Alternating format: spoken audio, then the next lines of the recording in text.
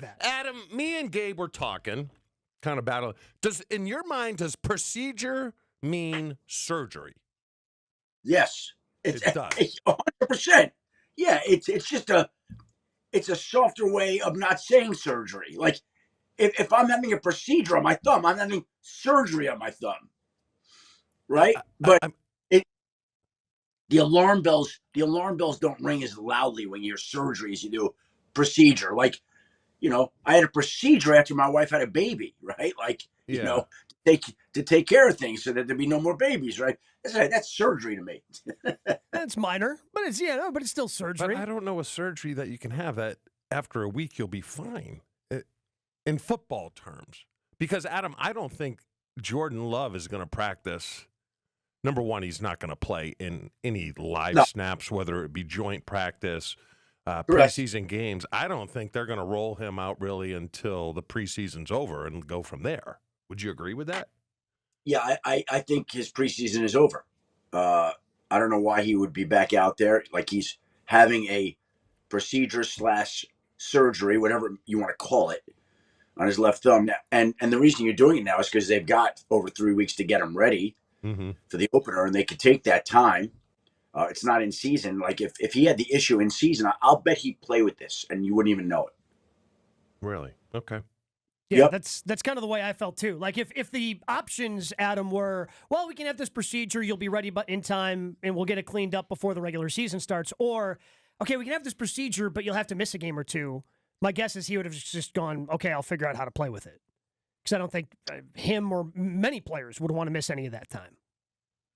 Yeah, the idea here was we've got 3.5 weeks to the opener. Let's get this corrected while we can. Let's not have it linger. Miss the preseason. Get back for the regular season. Pretty simple, right? It's not a huge deal. I don't think there's any questions that he's going to be ready. But he's having that procedure on his thumb. I think this also kind of distracted all of us here, and we've got plenty of distractions in Wisconsin with the Brewers and now this surgery for Jordan Love, or procedure, for Jordan Love. But Jaden Reed was in a walking boot. Have you heard anything further on the issue that he's having with his foot? Yep. He has a sprained foot, and I was told the belief is he'll be ready for opening day.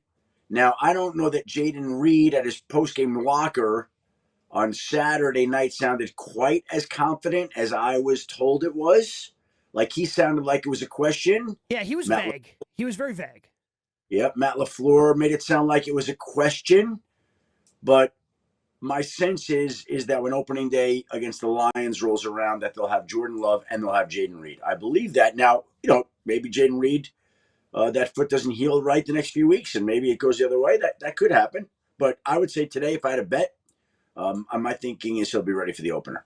Adam, one other question on Love. Do you know where he's having the surgery? Is he having it? No, he had it yesterday. In Green Bay, or did he have to fly somewhere where the best hand specialist in the country is? Do you know? I don't know the answer to that. I'm trying to think who is like the thumb guy. Like, it seems like, right, Watkins is the back guy, and Elatrosh is the knee and shoulder guy, and right there's like one guy for every area. Dr. Anderson for a while was the foot guy. Yeah. Right. Yeah. I know the finger guy. Dr. Chin has been a finger guy. But I don't know who did it yesterday. I read somewhere that Dallas is restructuring Dak. Is that a sign that they're going to start negotiating with Parsons? I didn't even see that they were renegotiating with Dak. I think that may already have been done. I don't know. It's okay, Adam. A lot of times Chewy finds stuff on an alternate internet that doesn't sometimes exist. I dream it, and I think I read it. But I thought I read it somewhere. You didn't. Hold on. I'm curious now. Dak did. Hold on 1 second. I'm curious. Hold on. Ready? I could have swore I read it. My NFL brain's falling apart. Sure I should probably Michael Parsons. Chewy, you're right. They restructured the contract in March. And also, Chewy, Trump won the election. Yeah. See, I knew I read it. I didn't say when, Adam. Wait, from March? But March. What kind of internet are you on? Hold on. That you're getting Adam, stuff from March. Adam, I wasn't wrong, right? No, Chewy, you were on it. I mean, yeah. I mean, Can't get anything past this guy, Adam. no. I mean, yeah, that is yeah, that was that's a big deal. Yeah.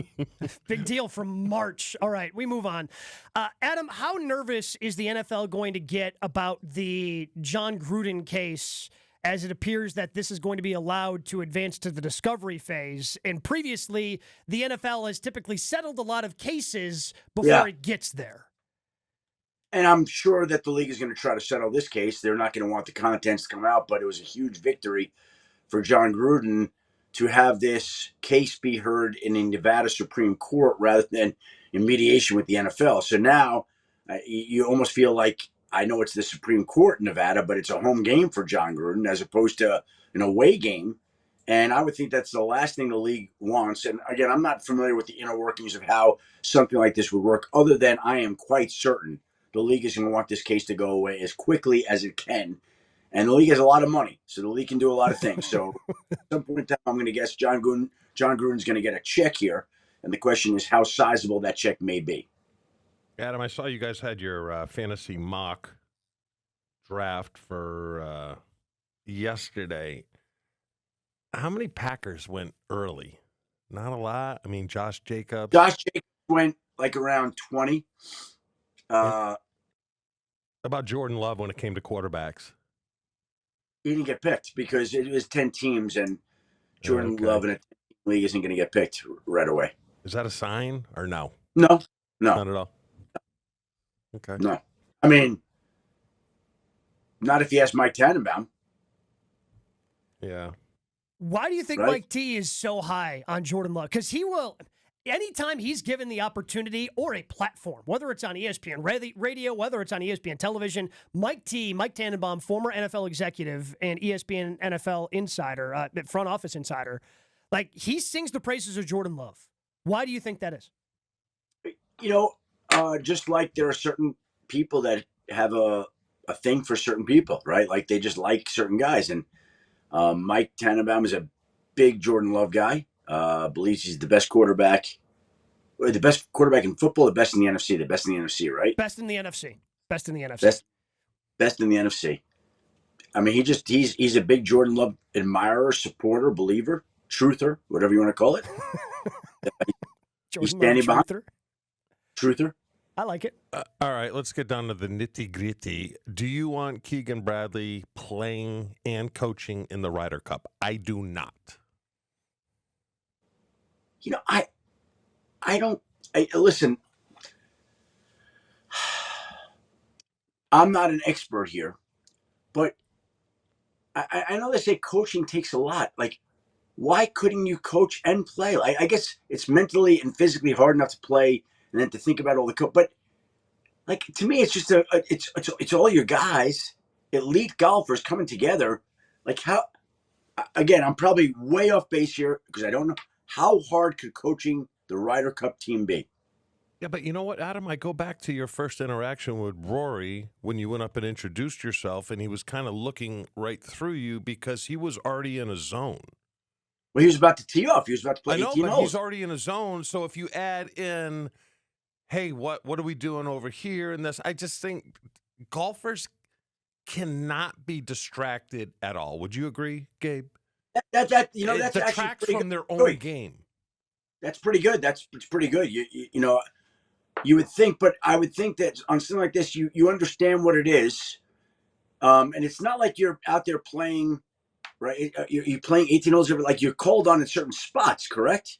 Yeah, so they have the team sessions. They have morning and afternoon on that Friday, Saturday, and then everybody plays singles matches. Like he would probably just have to play once a day. Like if you're going to captain the team and play, I don't think you can play like all 5 matches. I think you're playing once a day. Is the gap that big between Keegan Bradley and the next man up? No. Well, then I wouldn't do it. It's like Adam. It's like offensive coordinator. I mean, it's like head coaches that call plays, right? Right. It's hard because sometimes you got to think of, do I accept this penalty? Do I throw the in that 40-second clock is working, and when it gets down, it's don't the best coaches in the league call plays, whether it's offense or defense? Like Andy calls plays, McVay calls plays. They can handle it. But I think you see more coaches today, offensive or defensively, that just manage and leave it to their guys to take care of. Haven't we seen player coaches before? Yes, we have. Right? Well, Bill Russell, but that was in the 60s. I think there's a reason it probably went away. Yeah. So you're fine with it, Adam, is what you're saying.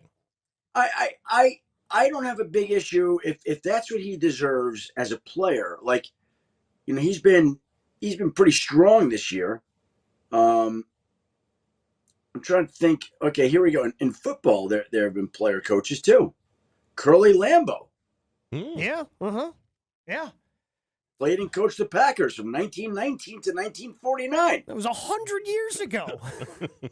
I don't care. He did it. I don't care. He did it. Dan Reeves did it. Really? For the Dallas Cowboys. Oh, really?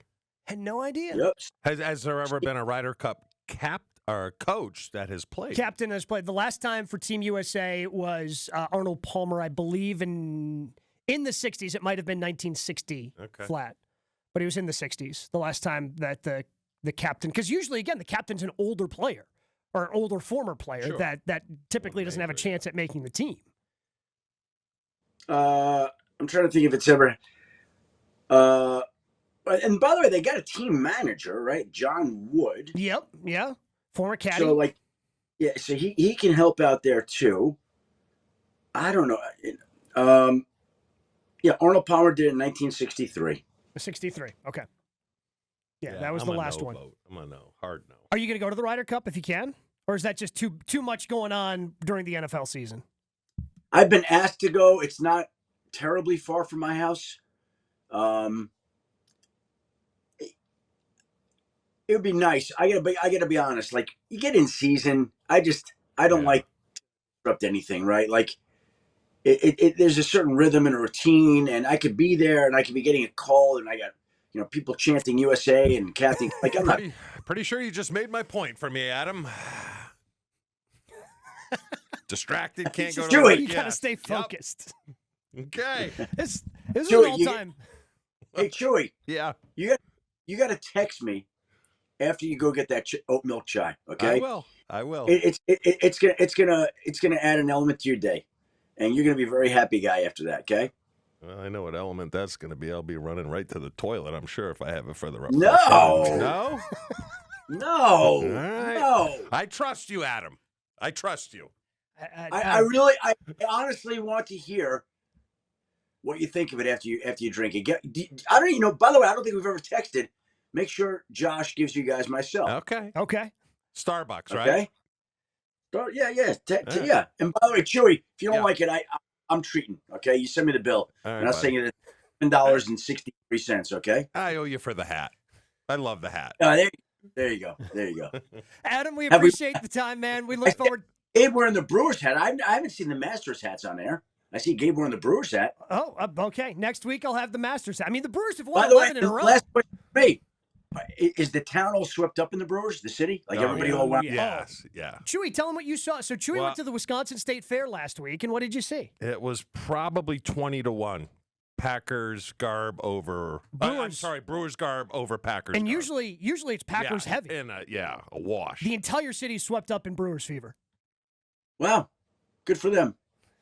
I mean, once Jordan Love comes back and the Packers open up the season against the Lions, I'm going to be curious to see where that goes. But at least during the preseason, everybody still has Brewers fever, Adam.